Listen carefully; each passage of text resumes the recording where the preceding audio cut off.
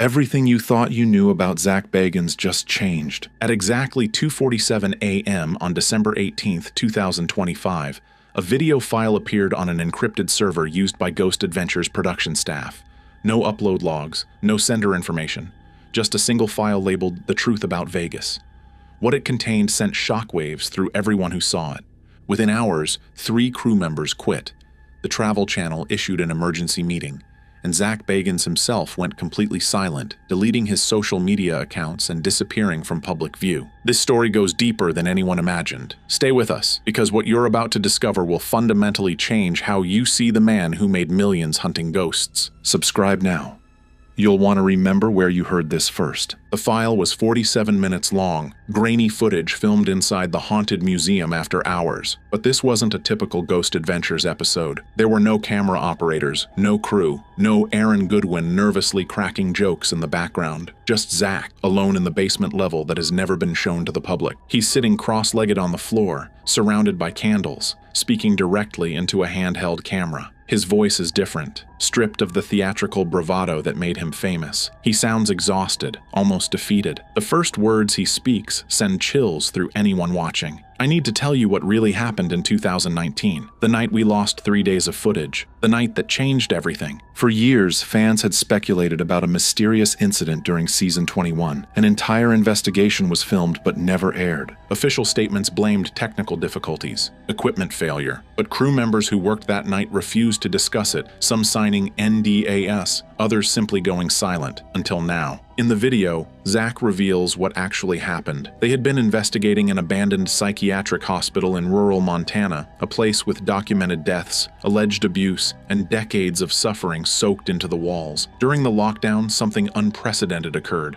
Every camera simultaneously recorded the same figure, a 7-foot shadow with elongated limbs standing at the end of a corridor. But here's what made everyone's blood run cold. The figure was facing away from the cameras, watching Zak. What followed was captured on audio, but the video mysteriously corrupted. Zak's voice, speaking in a language the crew didn't recognize. When they reviewed the audio later with a linguistics expert, the translation came back as medieval Latin, a dialect used by exorcists in the 14th century. Zak has no training in Latin. He couldn't explain how he knew the words. The network made a decision that night. The footage would be destroyed, backups erased, and everyone present would sign agreements never to speak about it. But Zak kept a copy. And now, 6 years later, he's releasing it. Before Ghost Adventures became a cultural phenomenon, Zak Bagans was a wedding videographer in Detroit. Few people know this. He spent his early 20s filming ceremonies, receptions, couples' first dances. Ordinary life, safe work. But something happened in 2004 that set him on an entirely different path. During an overnight edit session at his apartment, Zak claims he saw something that shouldn't have existed. A full-bodied apparition of a woman in Victorian-era clothing standing in his hallway. She didn't speak, didn't move, just stared at him with hollow eyes before vanishing. That encounter obsessed him. He spent the next 2 years researching the paranormal, attending seances, visiting allegedly haunted locations. By 2006, he had pitched the concept for Ghost Adventures. The show launched in 2008 with a documentary-style pilot that won critical acclaim. Unlike other paranormal shows that relied on jump scares and manufactured drama, Ghost Adventures felt authentic, raw. The fear in Zak's voice when he called out to the darkness wasn't acting, it was genuine terror mixed with fascination. Viewers responded. Within 3 seasons, the show became one of the Travel Channel's highest-rated programs. But success came with consequences. As Ghost Adventures gained popularity, Zak's personal life began to crumble. His marriage ended in 2012, his wife later admitting in an interview that she couldn't compete with his obsession. Friends from his pre-fame life slowly drifted away, disturbed by his increasingly erratic behavior. He started collecting cursed objects, items that most paranormal investigators won't even touch. Dolls possessed by malevolent entities, mirrors that supposedly drove their previous owners to madness, objects tied to murders, suicides, ritualistic abuse. By 2017, when the Haunted Museum opened, Zak had amassed one of the largest collections of allegedly cursed artifacts in the world. Over 30 rooms filled with objects that paranormal experts warned him to destroy. He didn't listen. Instead, he built an empire around them, charging admission, filming specials, turning human suffering and supernatural horror into entertainment. People who worked closely with Zak during this period describe a man consumed by something he couldn't control. He would spend 12, 14, sometimes 16 hours alone in the museum, walking the halls, talking to objects as if they could respond. Security footage from 2019 shows him standing motionless in front of the Dybbuk box for over 2 hours, not blinking, barely breathing. When confronted about it, he claimed he was listening. Aaron Goodwin, Billy Tolley, and Jay Wasley weren't just Zak's co-hosts. They were his closest friends, men who had followed him into some of the darkest locations on Earth. Together, they had investigated over 200 allegedly haunted sites, confronted entities that terrified even seasoned paranormal researchers, and built a brotherhood forged in shared fear and adrenaline. But by 2023, cracks in that brotherhood had become impossible to ignore. Aaron stopped appearing in behind-the-scenes content. Billy's social media showed him distancing himself from the show's themes, posting instead about family and faith. Jay gave an interview where he cryptically stated, "There are some places you can't come back from, some things you shouldn't chase." Then came the incident that nobody was supposed to know about. During a museum lockdown in October 2024, cameras captured something that forced the network to intervene. Multiple sources, speaking anonymously, describe footage of Zak becoming violent during a ritual. He allegedly attacked Aaron, claiming he saw something dark inside him. The crew had to physically restrain Zak until he collapsed, unconscious. When he woke up hours later, he had no memory of the incident. Medical tests revealed elevated cortisol levels, signs of extreme psychological stress, but nothing that explained the violent outburst. A neurologist who examined him off the record later told a friend, "I've seen trauma patients with more stability. Whatever is happening to him, it's not physical, it's something else." After that night, production was suspended indefinitely. The crew was told it was for creative restructuring, but insiders knew the truth. They were trying to figure out what to do about Zak. Aaron refused to film with him anymore unless a mental health professional was present. Billy demanded that certain artifacts be removed from the museum entirely. Jay simply said he was taking time to pray. The silence from the crew wasn't just professional courtesy, it was fear. They had seen something in Zak that night, something that convinced them he was no longer in control, and whatever had taken hold of him was getting stronger. When the Haunted Museum first opened its doors in October 2017, it was marketed as an educational experience, a place where visitors could learn about the history of the paranormal, view authenticated artifacts,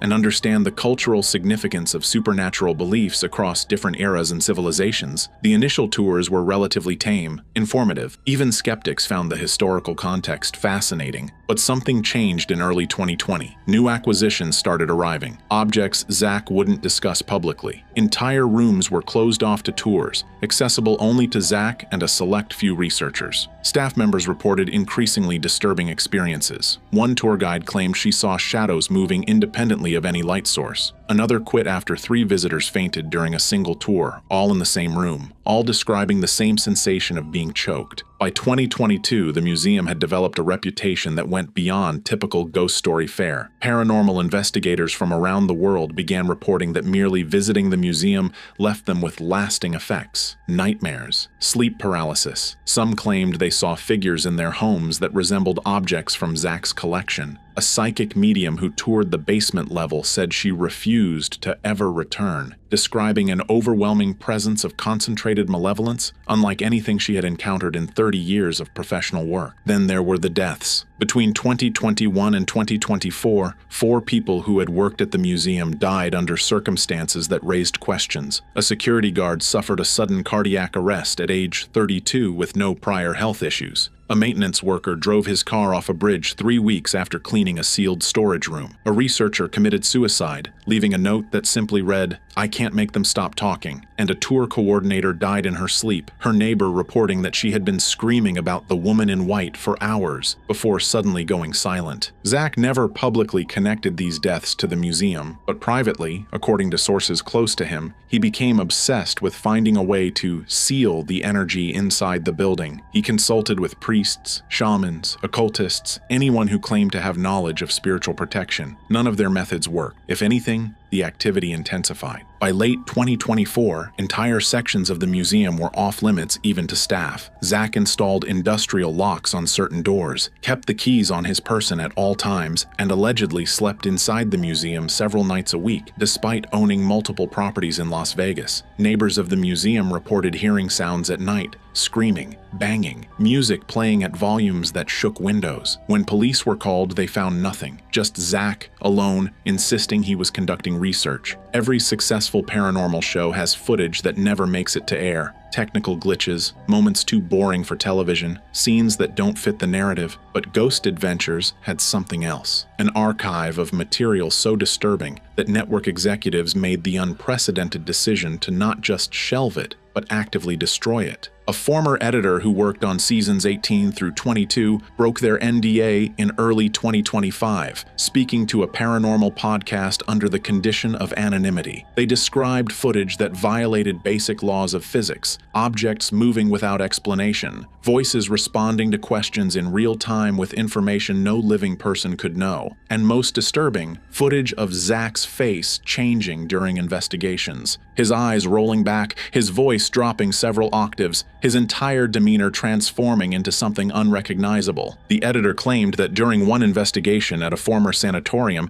cameras captured Zak speaking fluent Romanian despite having no knowledge of the language. He recited details about patients who had died in the building over a century ago, information that was later verified through historical records that weren't publicly available. When he came out of the trance-like state, he had no memory of what he had said, but the footage that ultimately led to the network's intervention came from a lockdown at an abandoned church in Louisiana. Multiple cameras simultaneously captured what appeared to be a full-body apparition materializing behind Zak. Not a shadow, not a trick of light. A solid, three-dimensional figure that moved with purpose and intelligence. It placed its hand on Zak's shoulder, and he smiled. The crew reviewing the footage reported immediate adverse effects. Headaches, nausea. One production assistant quit on the spot, claiming she felt something watching her through the screen. The decision was made within 24 hours. The footage would be destroyed. The investigation would never be mentioned, and everyone involved would sign ironclad NDAs. But Zak kept copies. According to the anonymous editor, he stored them in a personal archive, claiming they were proof of something he couldn't yet fully explain. Those copies, or at least portions of them, allegedly formed the basis of the encrypted file that surfaced in December 2025. In early 2025, Zak Bagans simply disappeared from public life. No announcements, no farewell posts. One day he was actively promoting upcoming museum events and new episodes, and the next, silence. His social media accounts went dark. The museum closed for what was labeled as extensive renovations. Ghost Adventures stopped production with no official explanation. For weeks, fans speculated. Some thought it was a publicity stunt. Others feared he had suffered a mental breakdown. A few claimed to have insider information suggesting health issues. But the truth, as it often is with Zak Bagans, was far stranger than anyone imagined. According to multiple sources who spoke to entertainment journalists on background, Zak had checked himself into a private facility in Northern California. Not a hospital, not a rehabilitation center, a specialized compound run by a group that described themselves as spiritual deprogrammers. People who work with individuals who have become, as they termed it, entangled with non-human intelligence. A former employee of this facility later confirmed that someone matching Zak's description had been a resident for approximately 6 weeks in early 2025. The treatment involved isolation, ritualistic cleansing, and extensive psychological evaluation. The goal was to separate the person from whatever entity or energy had attached itself to them during their paranormal work, but Zak left before completing the program. According to the source, he became agitated during a session, claiming that separating from the entity would mean losing everything I've built. He checked himself out against medical advice and returned to Las Vegas. Within days, he was back inside the museum, alone. Neighbors reported seeing lights moving through the building at all hours. Security footage, later leaked online, showed Zak pacing the halls, talking to himself, sometimes screaming at nothing. On one occasion, he was filmed carrying what appeared to be the Dybbuk box through the museum, placing it in different rooms as if searching for the right location. Friends who managed to reach him by phone described a man who sounded defeated but defiant. He insisted he was close to understanding something fundamental about the nature of consciousness and the afterlife. He claimed the entities he had encountered weren't demons or ghosts, but something far more complex, intelligences that existed outside human perception of time and space, and they had chosen him as a conduit. The encrypted video file surfaced exactly 1 week after Zak's 48th birthday. In it, he appears drastically different from the confident investigator millions of viewers knew. His face is gaunt. Dark circles under his eyes suggest weeks of sleepless nights. He speaks in measured, deliberate tones, as if carefully choosing every word. "I need to tell you something I should have admitted years ago," he begins. "Ghost Adventures was never just entertainment. It was a ritual. Every investigation, every lockdown, every time we provoked entities in the dark, we were opening doors. And I was too arrogant, too obsessed with proof to understand what that meant." He describes a progression that started with simple curiosity and evolved into something he calls metaphysical addiction. The more he encountered, the more he needed to encounter. Each investigation had to be more extreme, more dangerous, more likely to produce evidence. He admits that he pushed his crew into situations he knew were unsafe, dismissed warnings from religious advisors, and ignored every sign that he was losing control. But the most chilling revelation comes when he discusses the Dybbuk box, perhaps the most famous cursed object in his collection. He confesses that he never fully sealed it after purchasing it in 2018. The ritual performed on camera was incomplete, deliberately so. He wanted to see what would happen if the entity inside had limited freedom. "I thought I could control it," he says, his voice breaking. "I thought I was the one asking questions, but it was studying me, learning, waiting." He claims that by 2022, he could no longer distinguish between his own thoughts and what he calls the influence. Decisions he made, objects he acquired, investigations he pursued, all of it felt guided by something outside his conscious will. He describes waking up in different rooms of the museum with no memory of how he got there, finding notes in his handwriting discussing rituals he never researched, hearing his own voice speaking when his mouth was closed. The video ends with a warning. "If you're watching this," Zak says, staring directly into the camera, "then I'm either dead or something worse has happened. The museum needs to be destroyed.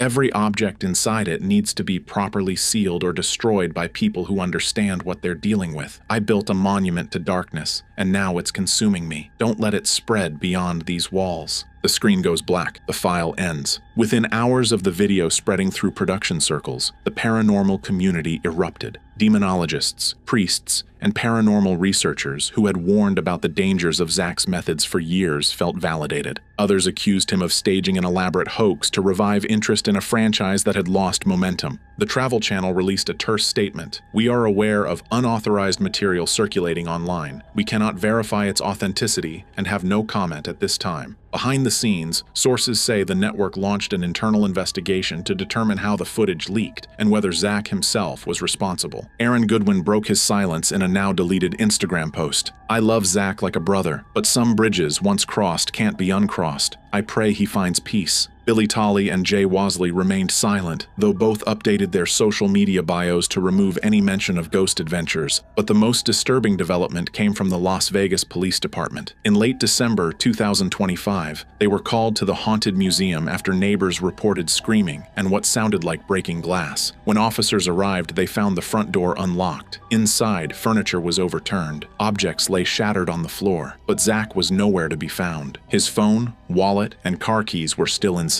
Security footage showed him entering the museum at 11:47 p.m. the previous night, but there was no footage of him leaving. Every exit was locked from the inside. There was no evidence of forced entry or exit. He simply vanished. Police classified it as a missing person case, but those familiar with Zak's work saw darker possibilities. Paranormal investigators pointed to historical cases of people who had become too entangled with malevolent forces simply ceasing to exist. Skeptics argued he staged his own disappearance, possibly fleeing to avoid legal or financial troubles. The museum remains closed, its future uncertain. Some call for it to be demolished. Others want it preserved as a cautionary tale. But everyone agrees on one thing. Whatever Zak Bagans unleashed during his 2 decades of paranormal investigation, it didn't end with his disappearance. It's still there, waiting in the dark halls of a Gothic mansion in Las Vegas, surrounded by objects that should never have been collected. 3 weeks after Zak vanished, a package arrived at the Travel Channel's headquarters in Los Angeles. No return address, no postage. Security footage showed no one delivering it. It simply appeared on the reception desk between camera sweeps. Inside was a single USB drive and a handwritten note.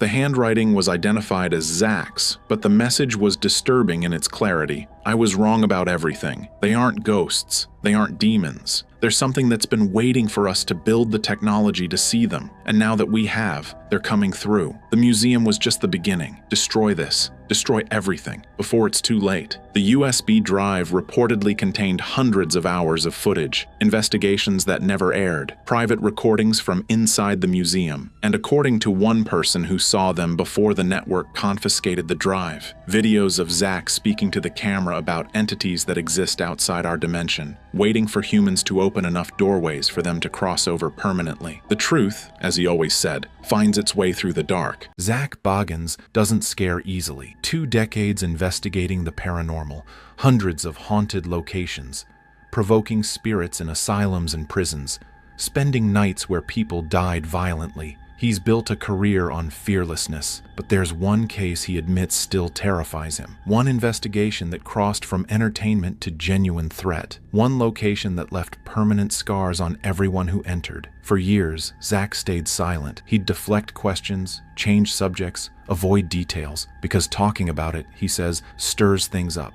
brings it back, makes the nightmares return. But he's finally opened up about the case that changed everything, where people got hurt, where crew members quit, where Zak destroyed the location rather than risk anyone else experiencing what he witnessed. This is the Demon House investigation, the case that cost him his eyesight, the haunting that proved some places are evil beyond what cameras can capture. The house at 3860 Carolina Street in Gary, Indiana became nationally known in 2014 when reports of demonic possession emerged that were so extreme, so well documented by credible witnesses that they made international headlines. This wasn't your typical ghost story. Multiple families, multiple witnesses, medical professionals, police officers, and social workers all reported experiencing or witnessing phenomena that defied rational explanation. The core story centered on LaToya Ammons and her 3 children who rented the house in late 2011. What started as strange occurrences, footsteps, shadows, swarms of flies in winter, escalated into full-blown terror. The children exhibited behavior that their mother and witnesses described as possession, walking backward up walls, speaking in deep, inhuman voices, becoming violent with superhuman strength, eyes rolling back, convulsions, the kind of things that sound like horror movie fiction, except they were documented by people who had nothing to gain from lying. What made this case unique was the witness credibility. A registered nurse at a hospital where one of the children was examined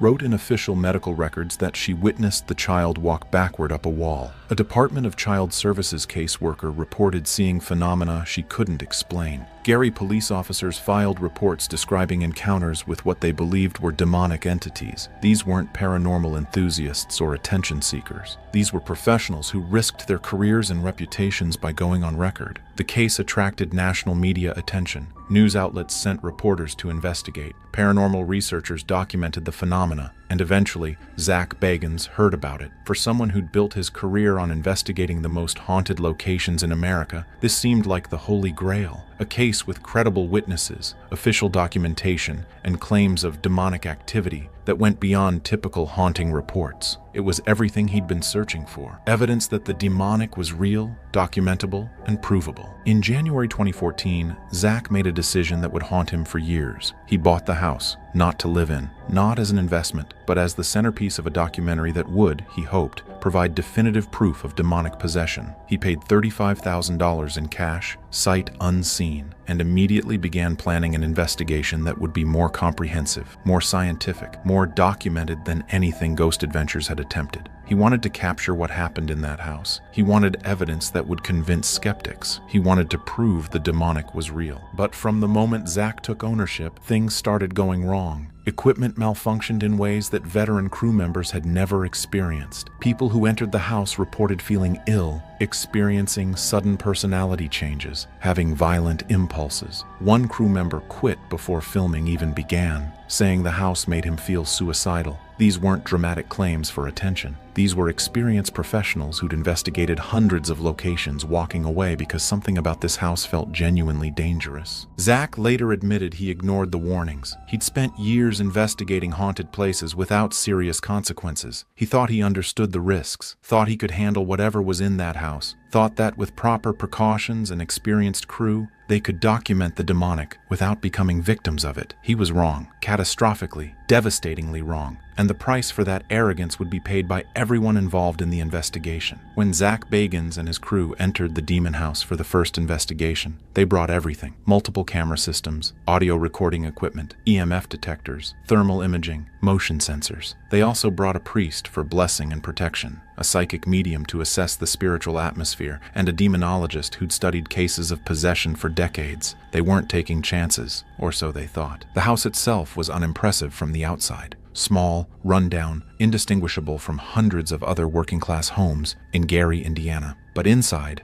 Zak said, the atmosphere was immediately oppressive, not cold, which is what paranormal investigators typically report in haunted locations. This was heavy, like pressure pushing down from all directions. Several crew members reported difficulty breathing. Others felt sudden overwhelming anger or sadness with no apparent cause. The investigation followed standard Ghost Adventures protocols initially: EMF sweeps to detect electromagnetic anomalies, thermal imaging to capture temperature variations, EVP sessions attempting to communicate with whatever entities might be present. But within the first hour, things started happening that weren't standard at all. Equipment began malfunctioning simultaneously. Cameras that had been working perfectly outside died the moment they entered certain rooms. Batteries drained instantly despite being fully charged minutes before. Then came the physical manifestations. Crew members reported being touched, pushed, scratched by invisible forces. One investigator collapsed suddenly, conscious but unable to move or speak for several minutes. When he recovered, he had no memory of what happened, but reported feeling like something had been inside him,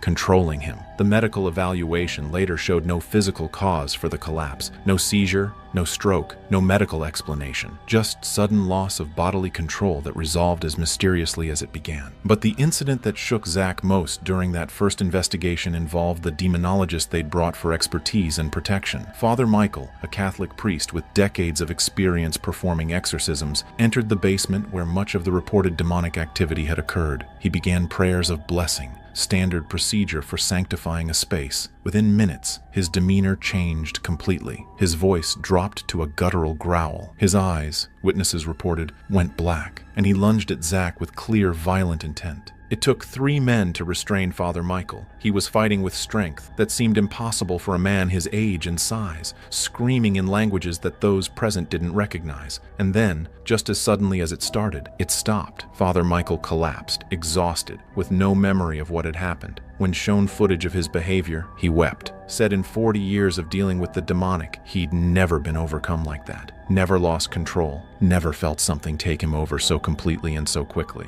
That incident changed the entire investigation. This wasn't going to be a standard Ghost Adventures episode where they captured some EVPs and thermal anomalies. This was actively dangerous. Whatever was in that house wasn't just present. It was aggressive, intelligent, and powerful enough to overcome even people who'd spent their lives fighting demonic forces. Zak made the decision to continue, but with enhanced protocols. More protection, more precautions, shorter exposure times for crew members. But the damage he'd later realize was already done. The moment they entered that house, something attached itself to the investigation, and it wasn't going to let go. Over the weeks of investigation, the demon house stopped being just a location and became something more like a living, malevolent presence that seemed to target anyone who entered. Crew members started experiencing problems that extended beyond the investigation periods. Nightmares, sleep paralysis, sudden health issues with no medical explanation, relationships falling apart, financial disasters. One cameraman reported that his previously happy marriage dissolved into constant fighting within days of filming at the house. Zak himself began experiencing phenomena that terrified him. He'd wake up unable to move, feeling pressure on his chest, seeing shadow figures in his room. Equipment in his own home began malfunctioning, and then came the physical symptoms. His vision started deteriorating in ways that doctors couldn't explain. He developed diplopia, permanent double vision, that required him to wear prism glasses for the rest of his life. Medical examinations found no cause, no injury, no disease, no genetic condition. His eyes had simply stopped working correctly. Zak has been adamant in interviews that his vision problems are directly connected to the demon house. He points out the timing, the sudden onset during filming, the lack of medical explanation. Skeptics argue correlation doesn't prove causation, that medical issues can develop spontaneously. But Zak knows what he experienced, and the vision damage is permanent, undeniable proof that something happened to him during that investigation, something that left lasting physical harm. But the scariest incidents didn't happen to Zak. They happened to people who were just doing their jobs, who had no belief in the paranormal, who were simply working on a film production. A local man hired to help with some repairs at the house became violently ill after spending a few hours there. He ended up hospitalized with organ failure that doctors couldn't explain, recovered eventually but never fully, and he swears to this day that something in that house attached itself to him and tried to kill him. Then there was the incident that almost made Zak shut down the entire production. A crew member, we'll call him Chris, was alone in the house for less than 5 minutes setting up equipment. When the team returned, they found him sitting on the floor, staring at nothing,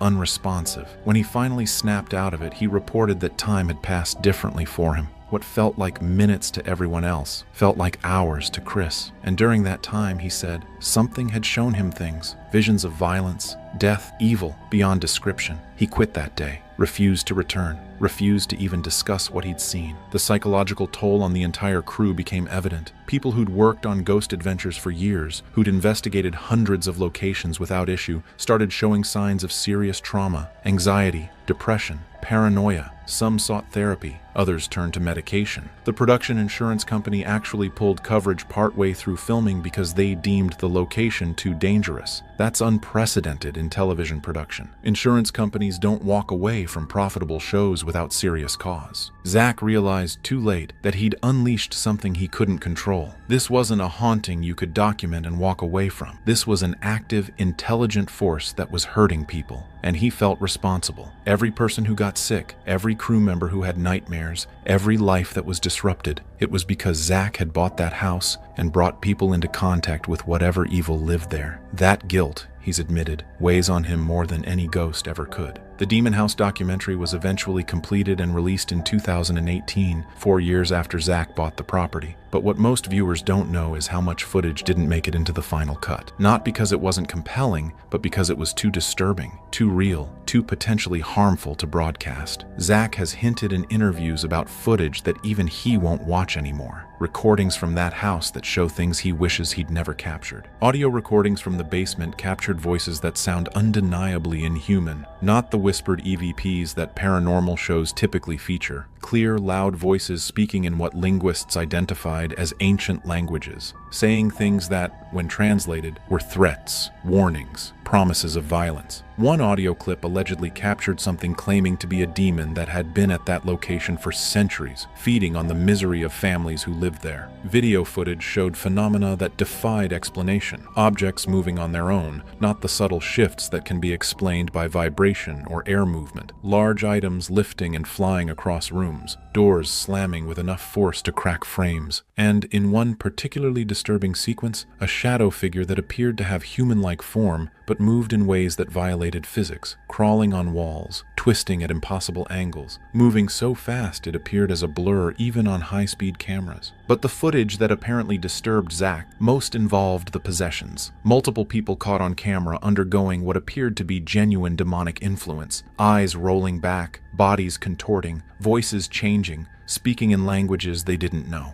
And unlike Hollywood dramatizations, these were real people, not actors, experiencing genuine terror. One woman who agreed to be interviewed about her experiences in the house began showing signs of possession during filming. Her segment had to be stopped when she became violent, requiring multiple people to restrain her. Zak has said that watching that footage back was one of the hardest things he's ever done, seeing someone he'd brought into that environment being hurt, being overtaken by something evil, knowing he was responsible for putting her in that situation. The woman recovered after prayers and spiritual intervention, but she sued the production, claiming the experience left her with lasting psychological trauma. The case was settled out of court. Details remain confidential, but Zak has said publicly that he doesn't blame her. He'd put her in harm's way pursuing evidence of the paranormal. She paid the price. Perhaps most disturbing were the recordings that captured things happening when nobody was in the house. Motion-activated cameras caught figures moving through rooms. Thermal imaging showed heat signatures that appeared and disappeared without corresponding physical physical presence, and audio recorders left running overnight captured hours of sounds, footsteps,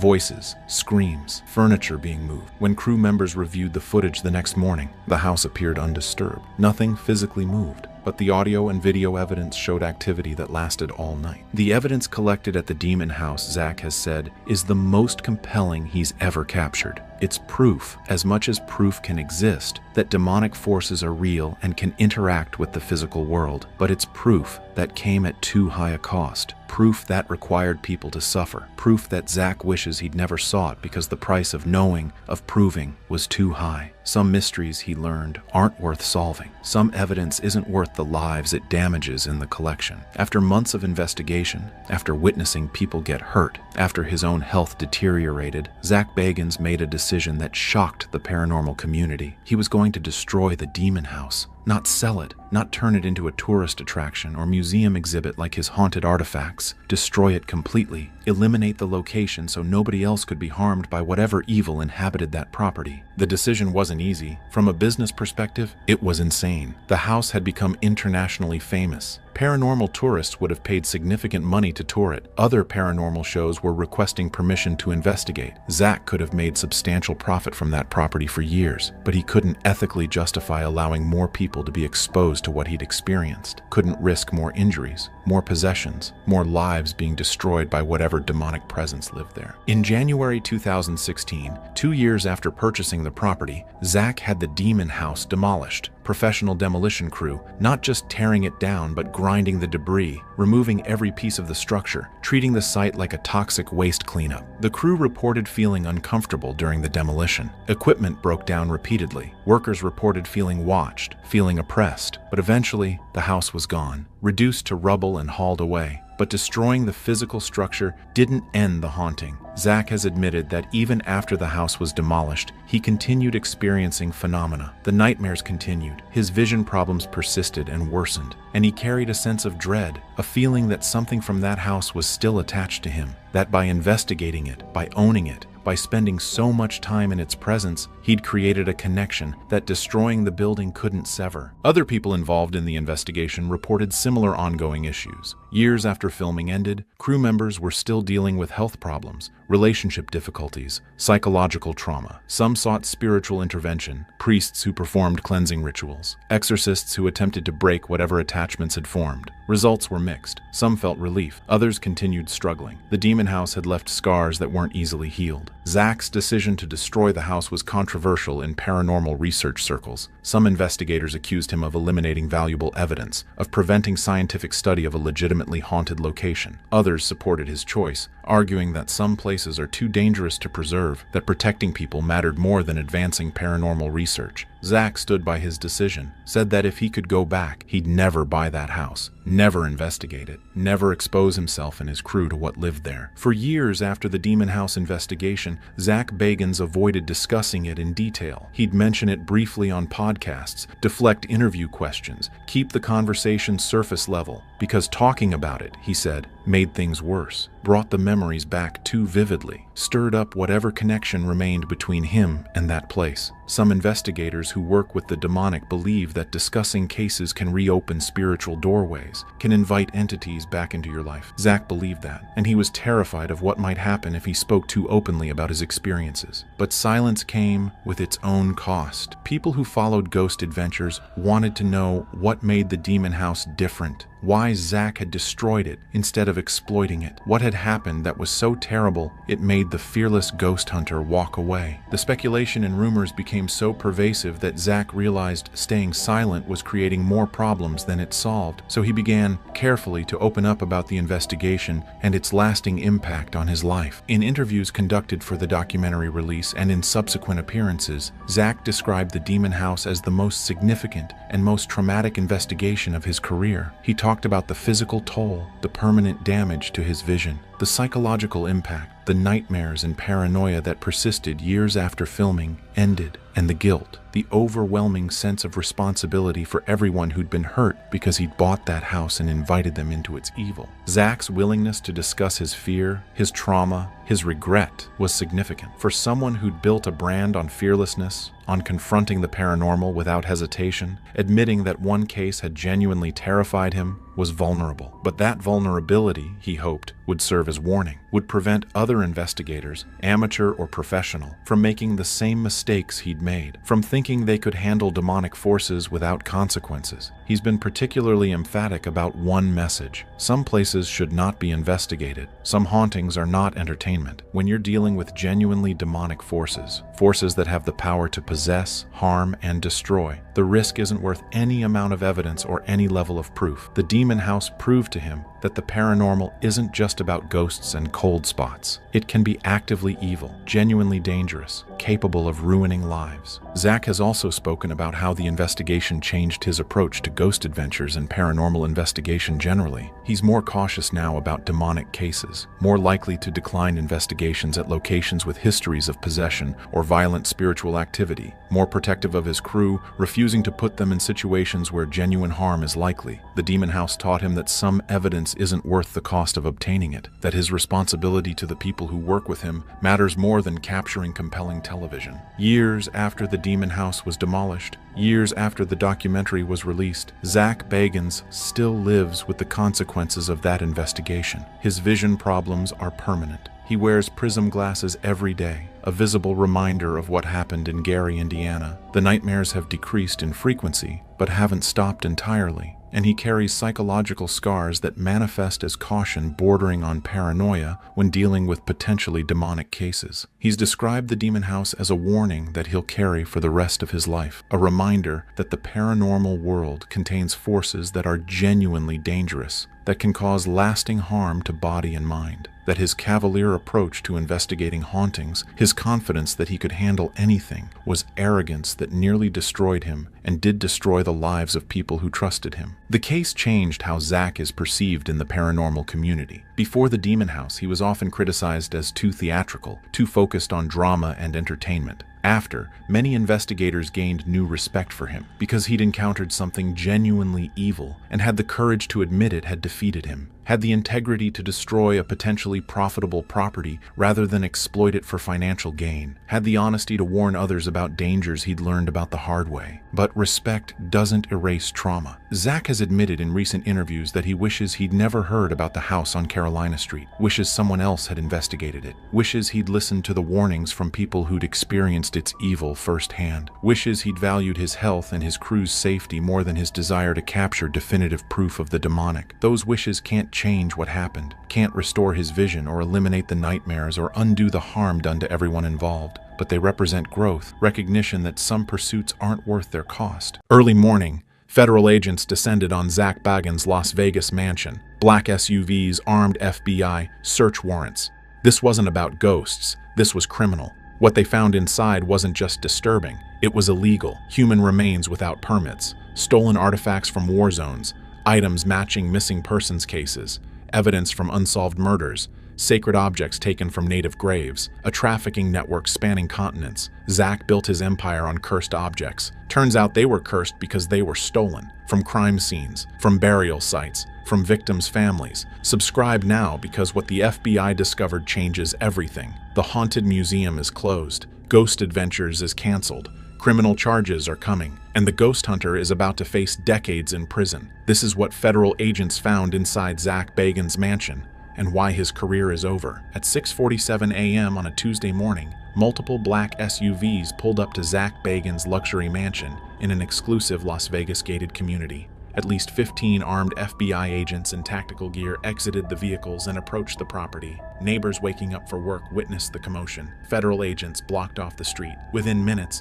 local news helicopters arrived overhead capturing aerial footage. This wasn't a wellness check or routine visit. This was a full-scale federal raid on one of paranormal television's biggest stars. Zak's mansion sits in a gated community where properties are worth $3 million or more. His neighbors include celebrities and wealthy business people who value value privacy and security. The sight of armed federal agents was shocking and unprecedented for the quiet neighborhood. Multiple neighbors recorded video on their phones showing agents entering and exiting the property, repeatedly carrying boxes and evidence bags. The raid wasn't quick. Federal agents remained on scene for over 8 hours, methodically searching every room. Zak was home when agents arrived and was cooperative according to initial reports, though witnesses described him as visibly shaken and distressed. This wasn't his public haunted museum location. This was his private residence where he kept his personal collection away from tourists and cameras. The items inside this mansion were things Zak didn't want the public to see. The search warrant was federal, not local police, indicating serious crimes under federal jurisdiction. It had been signed by a federal judge based on months of investigation. The warrant specifically listed items for seizure related to artifact trafficking and potential international crimes. This meant the FBI had been building a case against Zak for a substantial period before executing the raid. Media response was immediate and overwhelming. Local Las Vegas news broke the story first with live coverage. Within hours, national outlets picked it up. TMZ posted aerial footage from helicopters. The paranormal community erupted on social media with shock and disbelief. Ghost Adventures fans were divided between those claiming it was a setup and those saying they always knew something was wrong. FBI raids Zak Bagans trended on Twitter immediately. Official statements were minimal. The FBI confirmed the raid but stated, "This is an ongoing investigation and we cannot comment further at this time." Zak's lawyer released a brief statement saying his client was cooperating fully with authorities. Travel Channel acknowledged they were aware of the situation. No arrests were made that day, but the investigation was clearly far from over. 6 months before the raid, a former haunted museum employee made contact with the FBI with disturbing allegations about Zak Bagans' collection practices. This wasn't a disgruntled worker making vague accusations. The whistleblower provided detailed documentation including photographs of specific artifacts, records of suspicious financial transactions, shipping manifests, and names of international contacts who supplied Zak with items. The FBI's Art Crime Team, the same unit that handles stolen antiquities and cultural heritage crimes, took the allegations seriously and opened an investigation immediately. The whistleblower alleged that Zak had been acquiring artifacts through illegal means for years. Some items were stolen directly from crime scenes and police evidence rooms. Objects were taken from protected indigenous burial sites in violation of federal law. There were possible human remains being kept without proper permits or documentation. Provenance documents for expensive pieces appeared to be forged. The whistleblower also alleged money laundering through artifact sales and participation in an international trafficking network that moved stolen cultural property across borders. The FBI began extensive surveillance of Zak's properties, including the mansion and haunted museum. They tracked shipments and deliveries, monitored financial transactions through multiple bank accounts, and contacted international law enforcement agencies in countries where Zak's suppliers operated. For 6 months, federal agents built their case methodically, gathering evidence and establishing patterns of illegal activity. The investigation revealed connections to several ongoing cases. Multiple missing persons cases had items that matched descriptions of objects in Zak's possession. Stolen property reports from estate thefts aligned with pieces he'd acquired. Archaeological sites that had been illegally looted showed items matching his collection. Indigenous tribes had reported sacred objects missing that appeared in his inventory. While Zak wasn't initially suspected of direct involvement in these crimes, the people supplying him were primary suspects, and he was knowingly purchasing stolen goods. The international scope was staggering. Artifacts were being imported from Egypt, Iraq, Cambodia, Mexico, and Peru. Many came from war zones and conflict areas where cultural heritage was being systematically looted. Items were protected under international law and UNESCO conventions. Customs documents had been falsified to get items into the United States. Shell companies were used for shipping to obscure the real buyers and sellers. The breaking point came when FBI agents intercepted a suspicious shipment at customs. When they opened the crate, the contents matched exactly what the whistleblower had described. The items were clearly stolen and illegal to import. The shipment traced directly back to Zak's purchasing network. That's when the search warrant was approved, and the raid was carefully planned to execute. When FBI agents entered Zak Bagans' mansion, they discovered a hidden room behind a bookshelf. This climate-controlled space was locked, and only Zak had the key. Federal agents had to breach the door. Inside was Zak's private collection, items he never displayed publicly at the haunted museum. This is where the most disturbing discoveries were made. Multiple human skulls and bones were found without any permits or documentation. Federal law requires specific permits for possessing human remains. Some appeared ancient and possibly archaeological. Others were more recent, which was deeply concerning. Several matched descriptions from missing persons cases. The lack of documentation meant potential grave robbery charges and illegal possession. Indigenous sacred objects filled one section. Native American ceremonial items protected under NAGPRA, the Native American Graves Protection and Repatriation Act. These objects were illegal to possess without explicit tribal permission.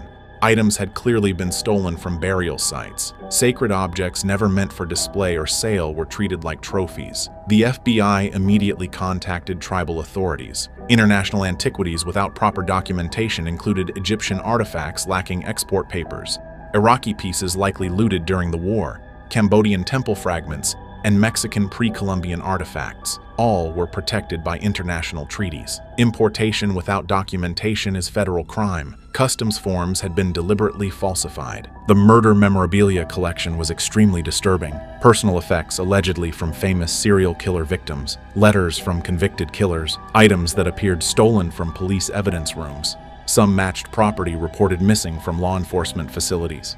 Agents also seized boxes of documents including forged provenance certificates, financial records showing suspicious payments to international dealers, communications discussing avoiding detection, shell company paperwork, encrypted hard drives, and offshore account information suggesting money laundering. FBI agents who participated in the raid privately stated this was among the worst private collections they'd ever encountered. Some items shouldn't exist outside of evidence rooms. Multiple federal laws had clearly been violated. The international implications were significant. This wasn't just about artifacts. This was about possible connections to serious crimes, including murder. Among everything seized, several items stood out as particularly horrifying. The first was a human skull that appeared recent rather than ancient. FBI ordered immediate DNA testing.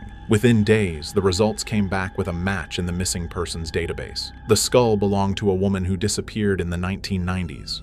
Her case had gone cold decades ago. Her family never knew what happened to her. Now a homicide investigation was reopened. Zak claimed he purchased it in 2015 for $50,000 from a collector who said it was an authenticated ancient indigenous skull. It wasn't. It was a murder victim. Several personal effects matched descriptions from other missing persons cases. Jewelry, clothing items, and personal belongings that should have been with victims were instead in Zak's collection. Law enforcement was now contacting families of missing persons, potentially providing closure in cold cases while raising horrifying questions about whether victims were killed specifically for their possessions. A sacred Native American medicine bundle was identified as an item stolen from a Plains tribe reservation decades ago. The tribe had been searching for this extremely sacred object for years. These bundles are never meant for sale or display. When FBI contacted tribal authorities about recovering it, there was an emotional response. This single item alone carries serious federal charges under NAGPRA. Iraqi artifacts matched UNESCO's red list of stolen cultural property. Items reported missing from museums during the Iraq war chaos were sitting in Zak's private room. The Iraqi government is now demanding their return.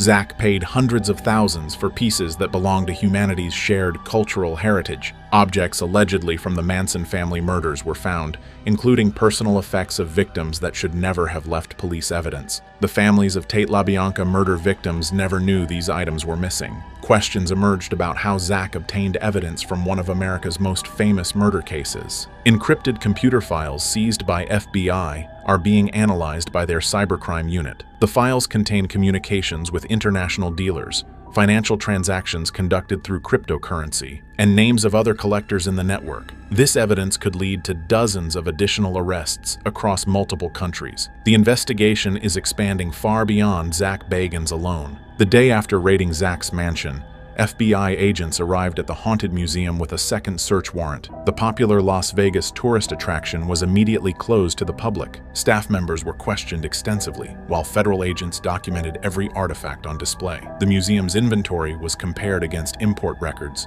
purchase documentation, and reports of stolen property. What agents found was deeply troubling. Many displayed items lacked proper documentation proving legal acquisition. Several pieces matched stolen property reports from various jurisdictions. International artifacts had no import paperwork as required by law. Human remains were being displayed without the permits required by federal and state regulations. Multiple items were seized immediately as evidence. The museum cannot reopen until the investigation concludes and all illegal items are removed. The disturbing realization was that tourists had been paying $35 to view stolen property and evidence from unsolved crimes. Items marketed as the world's most haunted objects were actually stolen from graves, looted from archaeological sites, and taken from crime scenes. The entire business model was built on trafficking in illegal antiquities. Visitors unknowingly supported an international smuggling operation. Class action lawsuits from ticket buyers are now being filed claiming fraud and misrepresentation. Most museum staff had no knowledge of illegal activities. Employees believed everything was legitimate and properly acquired. Zak handled all acquisitions personally with only a small inner circle aware of the truth. Several staff members are now cooperating with investigators and have been offered immunity deals in exchange for testimony. The financial investigation expanded to examine museum revenue and where money actually went. Offshore accounts were discovered. The IRS joined the investigation examining possible tax evasion and money laundering. Museum income may have been used to fund additional illegal purchases and to pay smugglers and dealers. The closure devastated Las Vegas tourism in that area. Thousands of pre-purchased tickets needed refunds. The city tourism board expressed concern. Other attractions distanced themselves from anything connected to Zak Bagans. His name became toxic overnight. Even if legal items remain, the museum's reputation is destroyed. The collection is permanently tainted. Whether it ever reopens is questionable. Who wants to visit a museum built on stolen human remains and murder victim property? FBI investigation revealed Zak wasn't working alone, but was part of a sophisticated international trafficking network spanning multiple countries. Dealers in Egypt, Iraq, Cambodia, Mexico, and Peru supplied him with illegal artifacts for years. This wasn't amateur smuggling. It was a coordinated operation involving experienced criminals who knew how to move stolen cultural property across borders while avoiding detection. One key figure the FBI identified was an Egyptian dealer known as the Collector, who systematically looted archaeological sites and sold directly to wealthy American buyers. Zak was a regular customer. Interpol has been monitoring this dealer for years, and an arrest is imminent. Similarly, an Iraqi dealer operating since 2003 exploited war chaos to smuggle priceless artifacts from looted museums and temples. Zak purchased extensively from this source, fully aware the items were stolen war loot. Criminal networks on Native American reservations illegally excavated burial sites and sold sacred objects to collectors. Zak paid premium prices, which directly incentivized more grave robbery. Tribes have been devastated by these ongoing thefts of their ancestors' remains and sacred items. The network operated through sophisticated methods. Items were smuggled in containers with false bottoms. Shipments went to shell companies with addresses that existed only on paper. Paperwork was forged at multiple stages. Customs officials may have been bribed to look the other way. Items were deliberately mislabeled as reproductions on customs forms, then sold to Zak at prices reflecting their true value. Money moved through cryptocurrency to obscure the financial trail. FBI discovered an extensive paper trail documenting years of transactions totaling millions of dollars. Communications between Zak and dealers showed he was fully aware items were illegal. Messages discussed strategies for avoiding detection by authorities. He cannot claim ignorance. The evidence proves criminal intent and knowing participation. Zak wasn't the network's only American buyer. Dozens of other collectors, including possibly other celebrities, purchased from the same dealers. More raids on other collectors are expected. This investigation is expanding internationally. The FBI Art Crime Team is coordinating with law enforcement across multiple continents. Full prosecution of everyone involved could take years, but the network is finally being dismantled. The most disturbing aspect of the FBI investigation involves connections to missing persons cases. One skull seized from Zak's mansion was immediately DNA tested. Results showed a match in the missing persons database. The skull belonged to a woman who disappeared in the 1990s. Her case went cold decades ago with no leads. Her family spent years not knowing what happened. Now, homicide detectives have reopened the case as a murder investigation. Zak purchased the skull in 2015 for $50,000 from a collector who claimed it was an authenticated ancient indigenous artifact. It wasn't ancient. It was a modern murder victim. The seller is now the prime suspect in her murder. FBI is working to identify and locate this dealer who may have killed specifically to obtain items for the collector market. Several other personal effects seized from the mansion match descriptions from missing persons cases.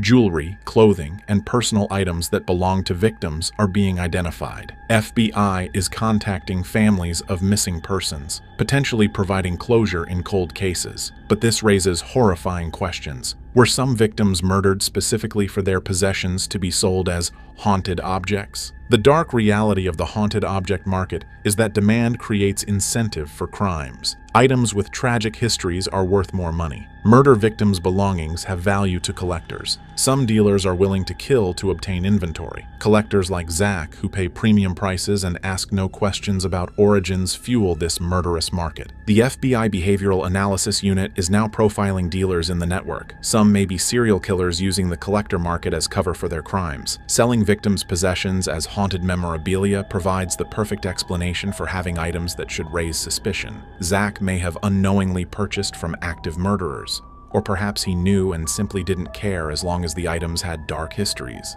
Families of victims are speaking out publicly. The daughter of the woman whose skull was found said tearfully, "He had my mother's skull in his house, displayed like a trophy. He never asked where it came from." Other families are coming forward after recognizing items from photographs released by FBI. Civil lawsuits for emotional distress and wrongful death are being filed. Even if Zak didn't directly kill anyone, he created the market that incentivized these murders. His money-funded criminals and grave robbers, people died or had graves desecrated so Zak could have his collection. Travel Channel's response was swift and decisive. An official statement declared they were taking these allegations with utmost seriousness. Ghost Adventures production was immediately halted. All scheduled episodes were pulled from the air. The network began reviewing all previous content for potential legal liability. Lawyers examined whether contract termination was possible and necessary. The network's reputation was at stake. Cast members quickly distanced themselves from Zak. Aaron Goodwin released a statement saying he was shocked and disturbed and had no knowledge of any illegal activities. Billy Tolley emphasized he was fully cooperating with the investigation. Jay Wasley remained silent, but his lawyer issued a statement. All cast members stressed they simply worked on the television show and knew nothing about Zak's private collection or acquisition methods. They were trying to protect their own careers from the fallout.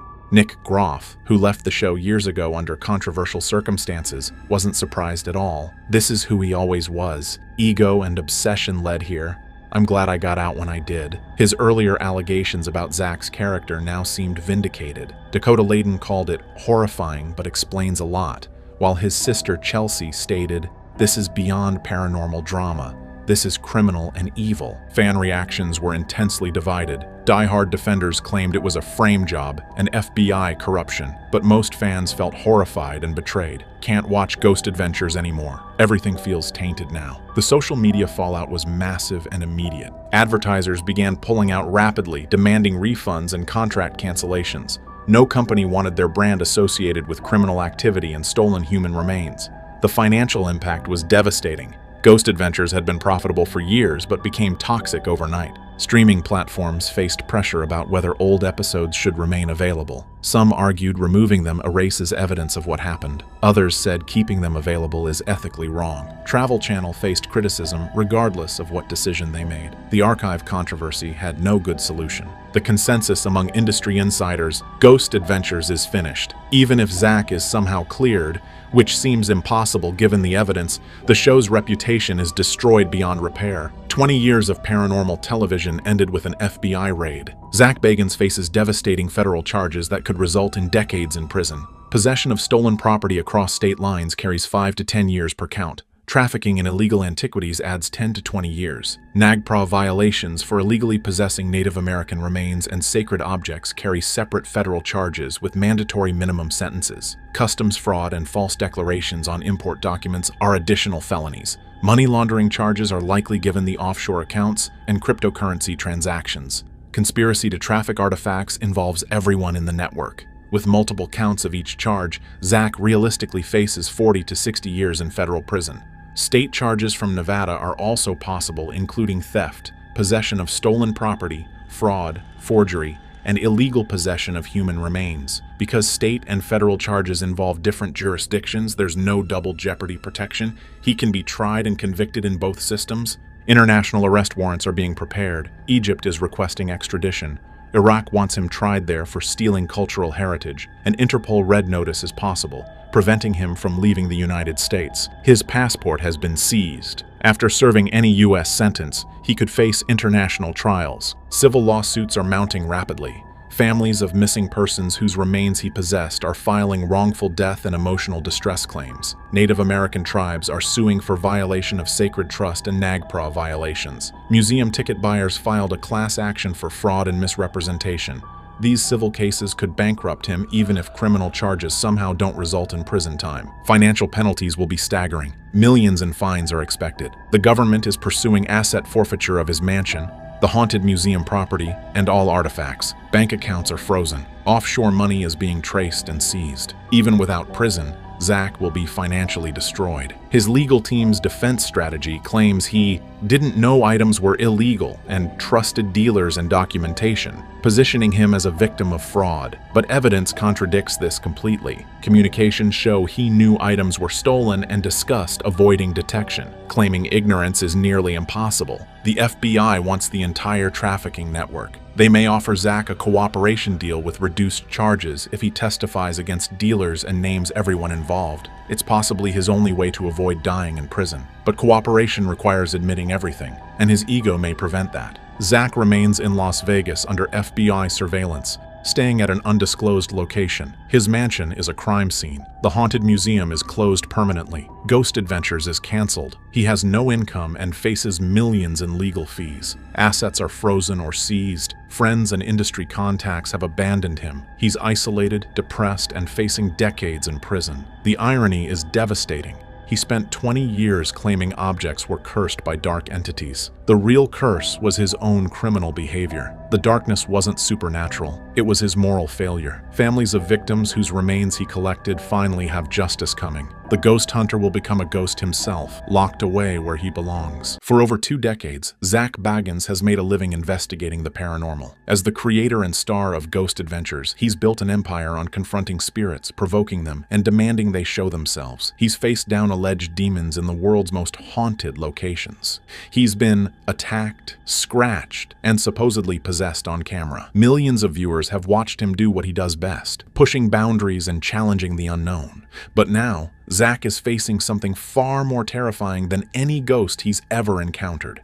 He's facing a courtroom. A visitor to his haunted museum in Las Vegas is suing him, claiming that Zak commanded a spirit to attack them. That visitor ended up in the hospital with heart failure, and now they want justice. This isn't just about one incident at one museum. This is about accountability. This is about whether you can be held legally responsible for invoking the supernatural. Can words directed at spirits carry real-world consequences? The night everything changed started like any other tour at the haunted museum. A group of paying visitors walked through dimly lit halls filled with cursed objects, haunted mirrors, and artifacts that Zak himself has warned are genuinely dangerous. But this particular night was special. Zak Bagans was there in person, conducting part of the tour himself. According to the lawsuit filed months later, the group entered one of the museum's most active rooms. The atmosphere felt heavy. Several visitors reported feeling watched. And then Zak began doing what he's famous for. He started provoking whatever spirits might be present. But according to witnesses, he went further than usual. The lawsuit claims that Zak directly commanded the spirits to attack the tour group. "Show them what you can do," he allegedly said. "Get them. Make them feel your power." One visitor immediately felt intense chest pain and difficulty breathing. Within minutes, they collapsed on the museum floor. Emergency services rushed them to the hospital where they were diagnosed with acute heart failure. To understand the gravity of this lawsuit, you need to understand who Zak Bagans is in the paranormal world. He's not just another ghost hunter. He's an icon. Since creating Ghost Adventures in 2008,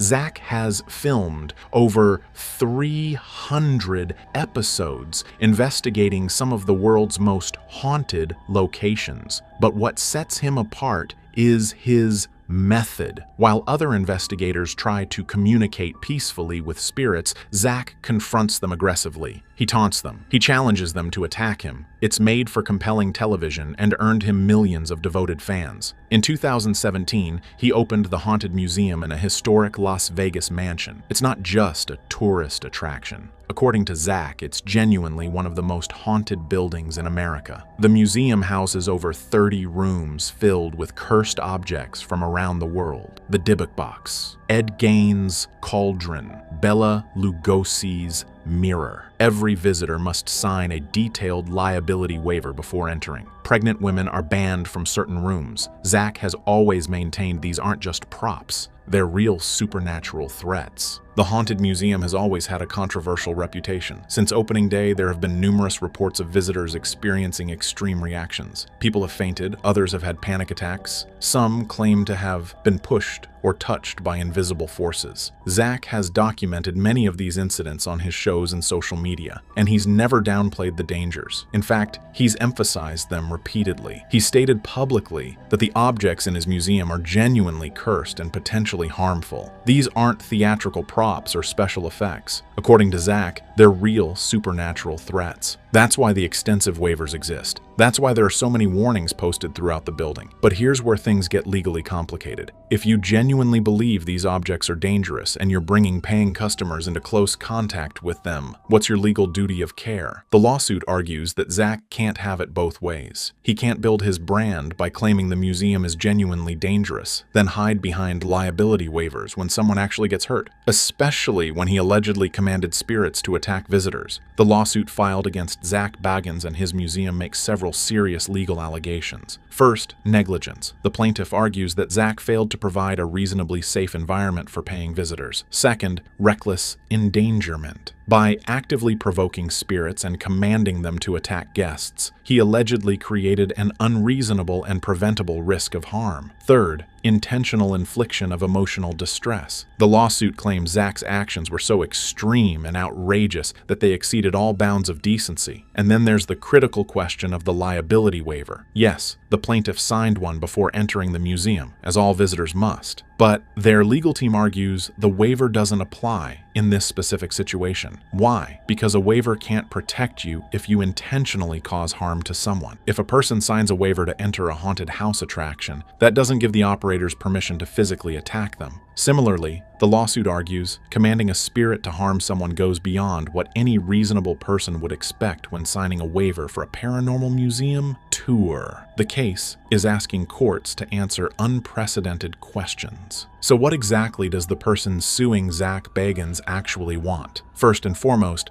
compensation for medical expenses. Heart failure treatment isn't cheap. The plaintiff spent multiple days hospitalized and continues to require ongoing cardiac care. Their medical bills have been substantial and continue to accumulate, but it goes beyond just covering costs. The lawsuit seeks significant damages for pain and suffering. The plaintiff claims they've experienced ongoing health problems since the incident. They live with the psychological trauma of what happened that night in the museum. They've developed anxiety and post-traumatic stress disorder related to the experience. Their quality of life has been permanently diminished. Then there's the request for punitive damages. This is money specifically meant to punish the defendant and deter similar behavior in the future. The plaintiff's legal team argues that Zak's alleged actions were so reckless and showed such disregard for visitor safety that he needs to be held accountable in a way that prevents this from ever happening to anyone else. Finally, they're asking for operational changes to how the museum functions, better medical supervision during tours, more comprehensive health screenings. Zak Bagans' legal defense team has several strategies they're likely employing. The most obvious is the liability waiver. Every single person who enters the haunted museum signs a comprehensive waiver before their tour begins. This document explicitly warns visitors that they may experience paranormal phenomena and potentially harmful physical or psychological effects. It states clearly that the museum contains objects believed to be cursed, haunted, or otherwise dangerous. Visitors acknowledge these risks and agree not to hold the museum, its staff, or its owner responsible for any negative experiences they might have. The defense will argue forcefully that the plaintiff knew exactly what they were getting into and voluntarily assumed all associated risks. But there's a significant problem with relying solely on this defense. Courts generally don't uphold liability waivers that attempt to cover intentional harm or gross negligence. You can't sign away your right to sue if someone deliberately hurts you. So the plaintiff's legal team will argue that commanding spirits to attack someone crosses that critical line. The defense also faces a causation challenge. How do you prove that a spirit actually caused the heart failure? Another defense strategy Zak's lawyers might employ is the entertainment argument. They could claim that his provocation of spirits is performance art, not genuine supernatural invocation. It's part of the theatrical experience,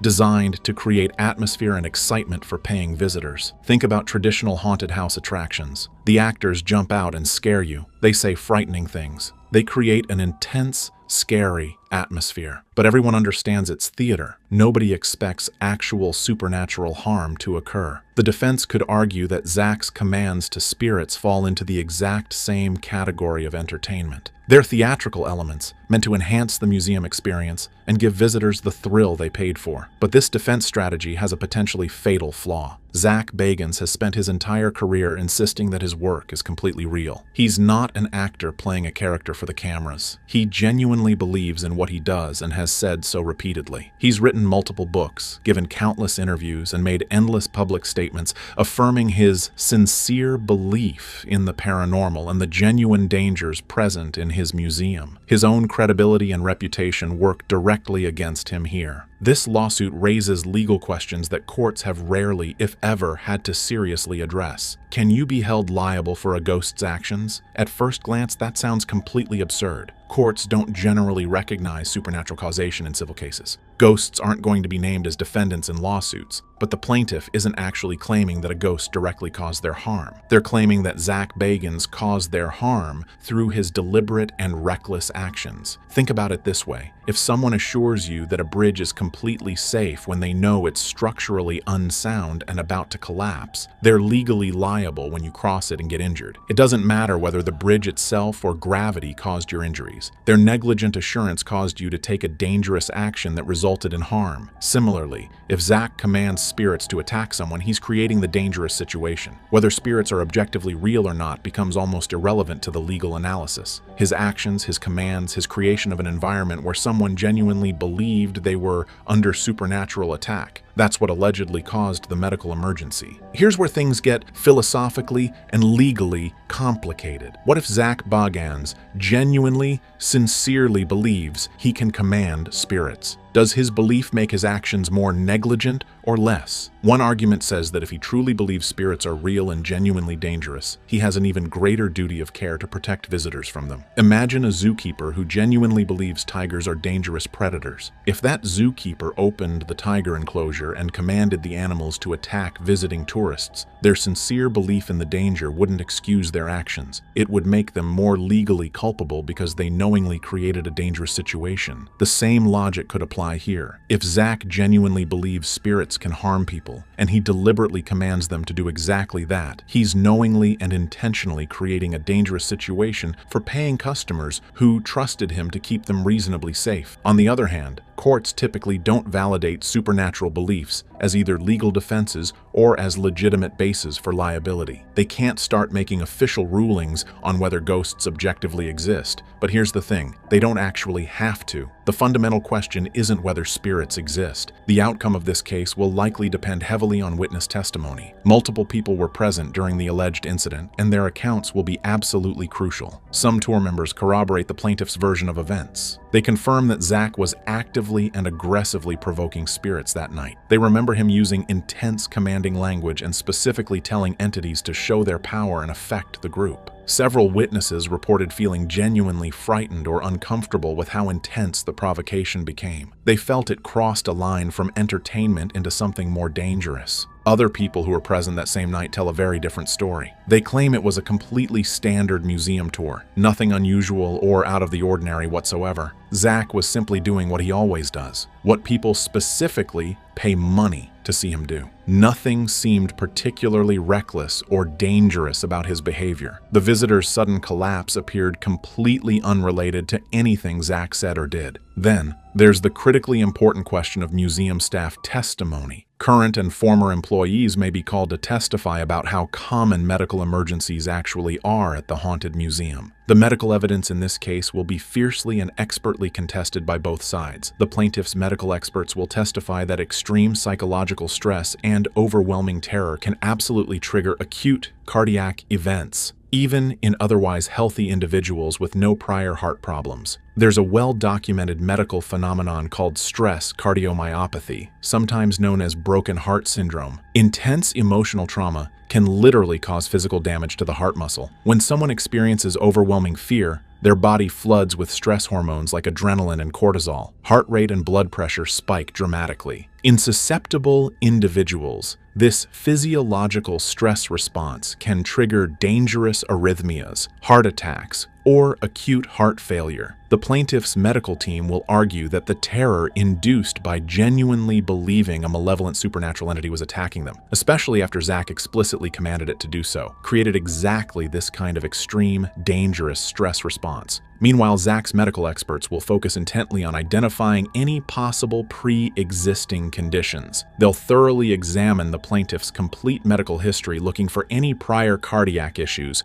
risk factors, or family history of heart disease. The paranormal community has been completely split by this lawsuit. Zak's most loyal fans have rushed to his defense on social media and online forums. They point out that everyone who enters the haunted museum signs a detailed liability waiver explicitly acknowledging the risks. They argue that the plaintiff knew exactly what they were signing up for when they bought their ticket. You don't visit a place literally called the haunted museum, expecting complete safety and zero risk. If you're afraid of paranormal encounters or have health concerns, simply don't go to a paranormal attraction. It's that simple. But not everyone in the ghost hunting world supports Zak in this situation. Some very experienced and respected paranormal investigators have been criticizing his aggressive methods for years. They argue that provoking spirits is disrespectful to the entities themselves and potentially dangerous, especially when you're doing it with untrained civilians present. Professional investigators might personally choose to take those risks themselves during private investigations, but they would never bring paying customers into situations where they're actively commanding entities to attack people. Several prominent figures in paranormal research have publicly stated they would never conduct aggressive provocation with tour groups present. This lawsuit has sent genuine shockwaves through the entire paranormal tourism industry. Operators of haunted attractions, ghost tours, paranormal museums, and supernatural experiences across the country are watching this case extremely carefully. The outcome could fundamentally change how these businesses operate on a day-to-day basis. Insurance companies are already getting nervous. Many paranormal attractions already struggle to obtain adequate liability coverage because of the unpredictable nature of how visitors might react to scary or intense experiences. If this lawsuit succeeds and results in a substantial judgment against Zak, liability insurance for paranormal attractions could become prohibitively expensive or completely impossible to obtain at any price. Some smaller attractions might be forced to close their doors permanently. Others are already making significant changes preemptively before any court ruling. They're implementing much more detailed and comprehensive liability waivers. They're adding stricter health screening procedures before allowing people on tours. Some are requiring medical personnel to be on site during all public events. Many are developing clear written guidelines about exactly what investigators and tour guides can and cannot say or do around paying customers. What's particularly notable about this entire controversy is Zak Bagans' relative public silence. For someone who built his entire career on being outspoken, confrontational, and never backing down from a challenge, he's been remarkably quiet about this lawsuit. His social media accounts, which are usually extremely active with daily posts and interactions with fans, have barely mentioned the legal case at all. He hasn't made any significant public statements defending himself, explaining his side of the story, or addressing the allegations directly. This silence is almost certainly happening on the explicit advice of his legal team. Anything Zak says publicly about the case could potentially be used as evidence against him in court. Every tweet, every Instagram post, every interview response, every offhand comment could be scrutinized, quoted, and presented to a jury. His lawyers have undoubtedly told him in no uncertain terms to say absolutely nothing until the case is completely resolved. but his silence is deafening to his millions of fans who desperately want to hear from him. They want reassurance that he didn't actually put someone in danger. They want to understand what really happened that night in the museum. The complete absence of his voice in this conversation creates a vacuum that's being filled by speculation, rumors, and competing narratives from all sides. Legal experts who have been following this case believe the most likely outcome is a private settlement agreement. The vast majority of civil lawsuits never actually make it to trial. Both sides usually find it more advantageous to negotiate a confidential agreement outside of court. For Zak and his legal team, a settlement means avoiding the significant uncertainty and risk of a jury trial. Juries are unpredictable, and you never know what they might decide or how much they might award in damages. A settlement means controlling the narrative and keeping all specific details private through a comprehensive, non-disclosure agreement. It means the case goes away relatively quietly, without months or years of damaging publicity. For the plaintiff, accepting a settlement means guaranteed compensation without the very real risk of losing at trial and receiving nothing. It means avoiding the enormous stress, time commitment, and expense of lengthy court proceedings that could drag on for years. It means getting medical bills paid and receiving damages for their suffering without gambling on what a jury might decide. A settlement would likely involve Zak paying a substantial but undisclosed sum of money in exchange for the lawsuit being completely dropped. Neither party would admit any fault or wrongdoing. If this case actually goes to trial and the plaintiff wins, the consequences would be absolutely enormous for everyone involved. First, there's the direct financial impact on Zak personally. The jury could award substantial compensatory damages for medical expenses, ongoing treatment costs, pain and suffering, and emotional distress. But more significantly, they could award massive punitive damages specifically designed to punish Zak and deter similar behavior in the future. Punitive damages in cases like this can easily reach into the millions of dollars. A plaintiff victory would also set binding legal precedent that other courts would follow. It would establish that operators of paranormal attractions can be held directly liable for their actions during tours, even when comprehensive liability waivers have been signed. It would create new standards and legal tests for what constitutes reckless endangerment in the context of paranormal tourism. Other lawsuits against other paranormal attractions would almost certainly follow quickly. The haunted museum itself might be forced to make major operational changes to continue operating, or it might have to close permanently. Zak would face court-ordered restrictions on what he can say and do during any public events. His reputation, carefully built over 2 decades, would be severely and perhaps permanently damaged. On the other hand, if Zak's defense team prevails and wins the case, that creates its own significant set of implications for the industry. A defense victory would validate the liability waiver approach that most paranormal attractions currently use. It would legally establish that if you explicitly warn people about potential paranormal dangers and make them sign comprehensive liability releases acknowledging those risks, you're largely protected from subsequent lawsuits. It would mean that courts are fundamentally unwilling to hold people legally accountable for supernatural claims, viewing them as either pure entertainment or unprovable personal beliefs, rather than actionable negligence that can form the basis of liability. For Zak personally,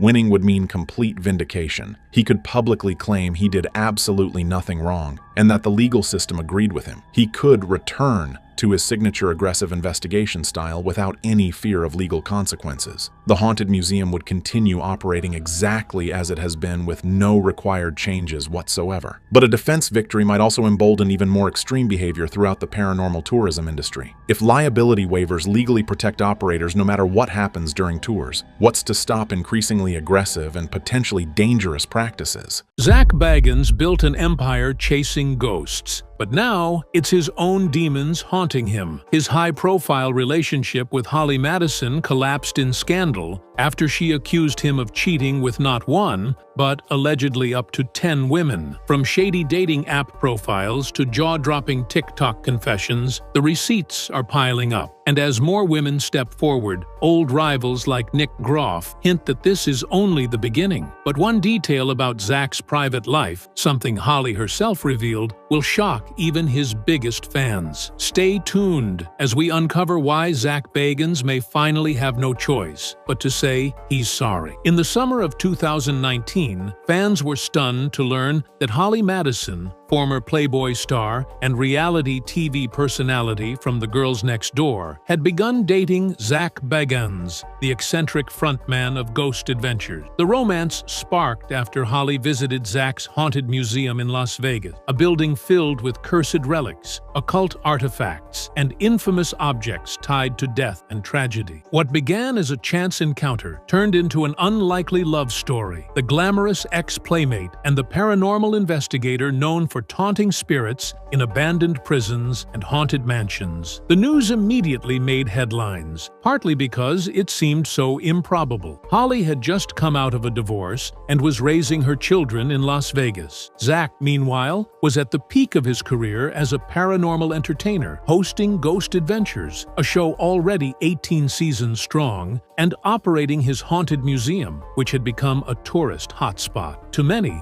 the pairing felt like opposites colliding, yet insiders claimed sparks flew almost instantly. Still, the relationship was curiously private from the start. Unlike Holly's highly publicized romances of the past, Zak rarely acknowledged her in interviews or on social media. They were occasionally spotted together in Las Vegas, but joint photos were rare. Holly once even defended Zak in comment sections, jumping in to defend him when critics like Nick Groff or Dakota Layden clashed with his reputation. At that time, she was the supportive girlfriend, someone who believed in him and wanted the world to see the good she saw. That early silence, however, would later cast a shadow. Fans would point out that by never going public, Zak could maintain the illusion of being single. Some women now allege that when they met him, often through the haunted museum, he'd insist he never hangs out with anyone, creating the manipulative impression they were special. What began as a romance fueled by mystery would, years later, be revealed as a relationship haunted by secrecy, deception, and betrayal. In hindsight, the warning signs were always there. To understand why this scandal landed like a bomb, you first have to look at Zak Bagans' persona. By the late 2000s, Zak wasn't just another TV host. He was the undisputed rock star of paranormal entertainment. Since 2008, he had been the face of Ghost Adventures, leading his crew into haunted locations across America. His black-clad aesthetic, heavy jewelry, dramatic narration, and willingness to yell at spirits created a character who felt both edgy and untouchable. To millions of fans, Zak was more than an investigator. He was a fearless showman who lived and breathed the supernatural. The brand extended beyond television. In 2017, he opened the Haunted Museum in Las Vegas, a sprawling attraction filled with notorious items like the Dybbuk box, Dr. Kevorkian's death van, and even artifacts tied to murderers. Visitors described it as part tourist trap, part occult shrine. Zak leaned into the aura of danger and mystique, branding himself as the man unafraid of darkness. And it worked. People flocked to him, both for his ghost hunts and for his charisma. But that carefully crafted persona came with whispers. Former collaborators like Nick Groff had parted ways under cloudy circumstances. Rumors of arrogance, power struggles, and controlling behavior followed Zak behind the scenes. Still, those whispers never truly touched his empire. To the public, he remained the fearless paranormal star, with millions tuning in each week to see what horrors he would face next. What made the scandal so devastating was the gap between his image and his reality. Holly Madison would later reveal that while Zak publicly claimed his biggest fear was having children, he even tweeted it once, he privately pressured both her and a previous girlfriend to get their tubes tied. Fans also learned that while Zak posed as mysterious and disciplined, he was allegedly using dating apps during his relationship. On those apps, his profile said he was not sure yet about kids, a contradiction that underlined his manipulative double life. The man who once convinced fans he could stare down demons was suddenly being accused of acting like one in his own personal life. His silence about Holly, once seen as privacy, was now being reframed as a cover that allowed him to juggle multiple women without accountability. The mystique had protected his brand for years, but as revelations poured out, it turned into a weapon against him. From the outside, Zak Bagans and Holly Madison looked like a stable couple. Private, yes, but solid. But Holly herself later admitted their 6-year relationship was very off and on. That phrase wasn't an exaggeration. The two split multiple times, with their first breakup around 2021. They reconciled in 2023, and Holly even credited Zak with being supportive when she received her autism diagnosis, calling him understanding and emotionally available. To her, Zak seemed like someone who accepted her entirely. But beneath those reassurances, trouble brewed. Holly revealed their final year together was very, very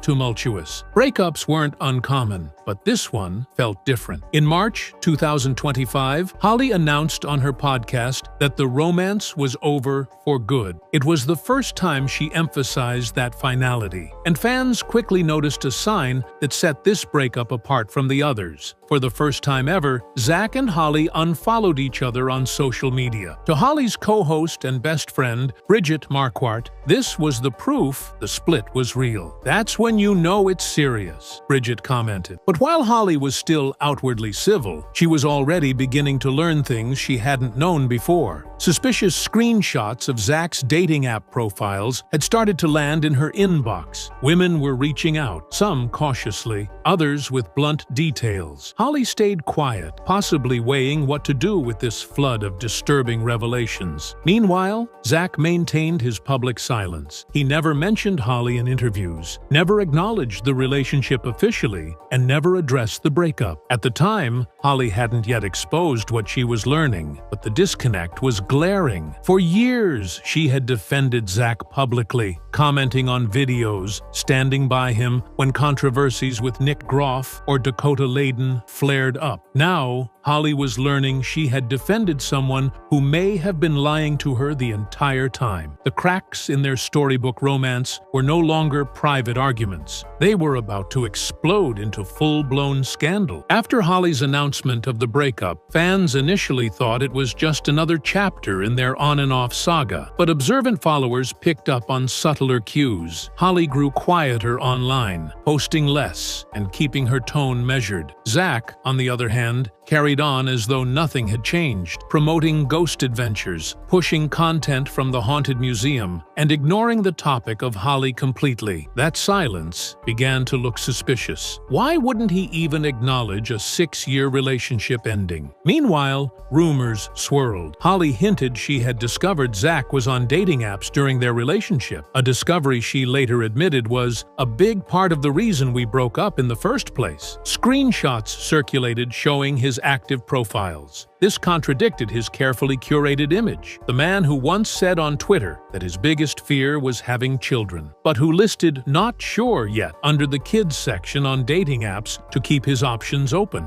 Fans began to wonder if the ghost hunter's private life was far more deceptive than his public persona let on. Then came Holly's chilling tweet. "All this information I'm finding out is so disturbing." It was vague but ominous, and it set social media alight with speculation. Paranormal fans dissected the post, trying to piece together what she meant. The most telling reaction came from within Zak's own circle. Dakota Layden, a paranormal TV figure who had once worked closely with Zak, retweeted Holly's words with nothing but a set of side-eye emojis. To fans, that was a bombshell. Dakota's cryptic post suggested he knew something, and that Holly's accusations weren't baseless. The gossip intensified when anonymous women on tea apps claimed Zak would bring them to his haunted museum, turn off the lights, and ask if the spirits approved of them. The bizarre pickup tactic was so absurd it sounded like a joke, but multiple women alleged he had used it. The story went viral, feeding the image of Zak as manipulative and cringeworthy in equal measure. At this stage, Holly hadn't dropped her biggest revelations yet, but the stage was set. The silence, the screenshots, Dakota's side-eye, and the whispers from women were painted painting a picture that was about to explode into the public sphere. In May 2025, Holly would finally put it all out there, and what she revealed would shock even the fans who already suspected Zak Bagans was hiding something. On May 10, 2025, Holly Madison shattered her silence. What fans thought was just another breakup turned into a scandal that set the paranormal world on fire. Holly took to Instagram and, over the image of a serene swimming pool,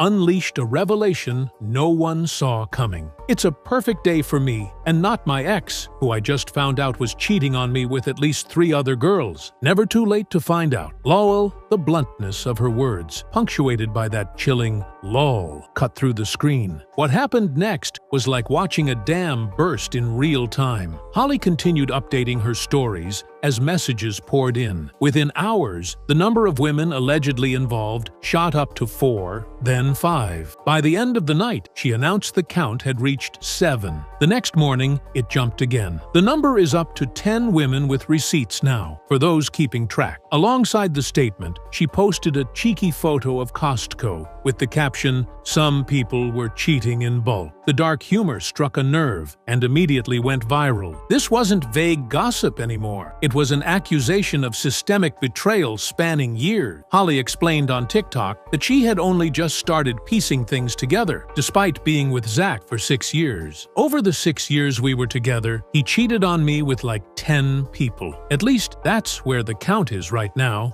I'm sure there's probably so many more." She shared that one of the catalysts for their breakup had been discovering Zak's active dating app profiles. Someone even sent her a screenshot showing his profile live after their split. The irony? Zak once told fans on Twitter that his biggest fear was having children, but on his dating app profile, under the question about kids, he listed "not sure yet." Holly also exposed how Zak had pressured her, and a previous girlfriend, to consider getting their tubes tied. She remembered confronting him, "Why don't you just get a vasectomy?" His response? Silence. The revelation added a layer of control and misogyny that shocked fans who had only known him as the bravado-filled ghost hunter. As her posts spread, support poured in. Celebrities like Trisha Paytas commented, "I couldn't imagine cheating on literally the perfect woman." Holly replied with pink heart emojis, visibly touched by the solidarity. Fans who had once watched her defend Zak online were now rallying behind her, horrified at the scale of his alleged deception. What Holly had done was more than expose a cheating boyfriend. She detonated Zak Bagans' carefully crafted image. And within hours, women who claimed to be part of the story began to come forward, some with receipts that left little room for denial. Once Holly opened the floodgates, the stories came fast. Women began messaging her directly, providing proof that they too had been involved with Zak during the years he was with Holly. According to Holly, many had major receipts, text threads with Zak's phone number, photos from inside his gated neighborhood, and even parking passes, proving they'd been to his house. It wasn't just a rumor mill anymore. It was a patchwork of overlapping timelines, each adding up to the same devastating conclusion. Zak Bagans had been leading a double life. The most viral piece of evidence came from TikTok. A paranormal content creator known as @Phantomet posted a 5-minute video recounting her experience with Zak in early 2023. She explained that after she posted an EVP from Zak's haunted museum, he slid into her DMs. At first, she assumed it was a fan interaction, but then he invited her for a private meeting. He told her this was super out of the ordinary for him, making her feel special. She agreed, and what began as a handshake like a business meeting quickly turned into something far more personal. Phantomet revealed the manipulative tactics Zak used. He emphasized how rare it was for him to hang out with anyone, creating the illusion that she was the only woman in his orbit. But later, she realized Holly was still very much in the picture at the same time. When she confronted Zak about Holly, he allegedly freaked out, grew irate, and denied everything, telling her to mind her own business. She cut things off soon after, but the damage was done. In hindsight, she discovered she and Holly had both been seeing him on the same days. Her testimony aligned perfectly with Holly's claims. She also confirmed she knew at least 9 other women with similar stories, all armed with proof, and she wasn't the only one. Gossip apps lit up with accounts from women who described the same cringeworthy ritual. Zak would bring them to his haunted museum, turn off the lights, and ask if the spirits approved of them. The story spread quickly, painting Zak as manipulative at best, laughably absurd at worst. Phantomette closed her TikTok with words that struck a chord. Holly's a good woman. She did nothing wrong by finding out about all this. I did nothing wrong by telling my story. The only one who needs to face himself here is Zak. One day, he'll realize he fumbled Holly Madison. By this point, the scandal wasn't just about infidelity. It was about manipulation, secrecy, and a pattern of deception. And just when it seemed the story couldn't get darker, a ghost from Zak's own past stepped out of the shadows with a chilling warning that hinted there was much more to come. As Holly's revelations spread, the paranormal community braced itself. Zak Bagans' silence was deafening, but others were not so quiet. Enter Nick Groff, former Ghost Adventures co-star and once Zak's right-hand man. Fans remember Nick as the calm, steady investigator who helped anchor the early seasons of the show, but his sudden departure in 2014 sparked years of speculation about feuds and bad blood. Now, in the wake of Holly's accusations, Nick stepped out of the shadows with a message that shook the fan base. That's just scratching the surface. He's been doing this for years. It's much darker. I've tried to warn people. Nick didn't elaborate, but he didn't have to. His words were enough to ignite a firestorm. What did much darker mean? Was Nick hinting at more betrayals, or something even more sinister about Zak's personal and professional life? Fans began revisiting old interviews where Nick subtly hinted at toxicity behind the scenes. They remembered whispers that Zak allegedly sabotaged careers, controlled narratives, and even blackballed colleagues who crossed him. Now, with Holly's cheating scandal fresh in everyone's mind, those whispers no longer seemed like baseless grudges. They seemed like puzzle pieces falling into place. Adding to the tension was Dakota Layden, once Zak's protege, who posted cryptic side-eye emojis in response to Holly's "so disturbing" tweet. It was a subtle move, but for insiders, it was confirmation. Dakota knew something, and he wanted fans to know he believed Holly. Between Nick's ominous words and Dakota's cryptic shade, it looked like the walls were closing in on Zak from every direction. The revelations painted a picture not just of a man cheating on his partner, but of a pattern of manipulation stretching back years. For fans, it raised uncomfortable questions. If Zak could lie to Holly, if he could mislead multiple women, then what else might he have fabricated? Could his entire brand, his ghost hunts, his evidence, his carefully cultivated persona be part of the same deception? Nick Groff's warning was a dagger because it came from someone who knew Zak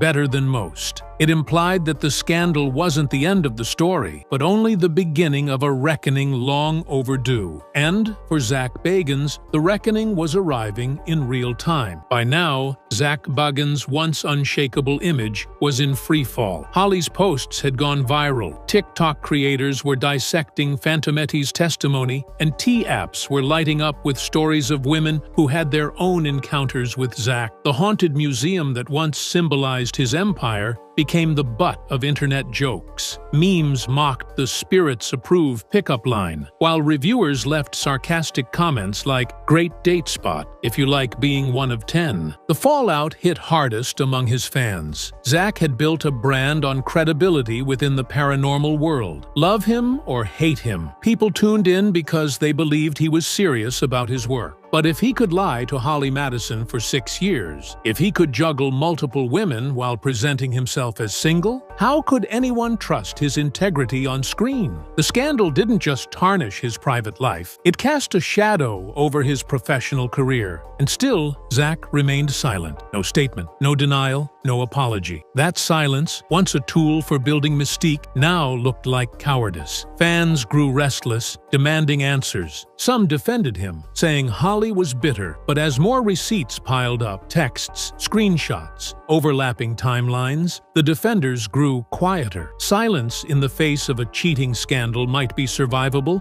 but silence while your ex is presenting 10 women with receipts made it look like there was nothing left to deny. Meanwhile, Holly emerged as the sympathetic figure. Fans praised her bravery for speaking out and standing up for herself after years of defending Zak online. She had fought for him against critics, only to learn he was allegedly betraying her behind her back. Her sharp humor, like the Costco bulk cheating jab, resonated with people who saw her reclaiming her voice after being manipulated. By late May 2025, Zak's empire was visibly shaking. The Haunted Museum faced ridicule, his fan base fractured, fellow paranormal investigators distanced themselves, and industry insiders whispered that networks were quietly monitoring the scandal, wary of how much further it could spiral. Zak Bagans, the man who once projected dominance and control, was suddenly a ghost of himself, haunted not by demons, but by his own actions. The question now wasn't whether Zak Bagans' reputation had taken a hit, it was whether he could ever recover. And for many fans, the answer was already clear. The ghost hunter had finally been caught by his own lies. As the scandal deepens, one question remains. Will Zak Bagans ever apologize? Holly's accusations, TikTok testimonies, and even warnings from former co-stars have left his reputation in ruins. Yet, Zak has stayed silent, a choice that once built mystique but now fuels outrage. Fans want accountability, not shadows. Until he faces the truth, the ghost hunter may remain haunted, not by spirits, but by himself.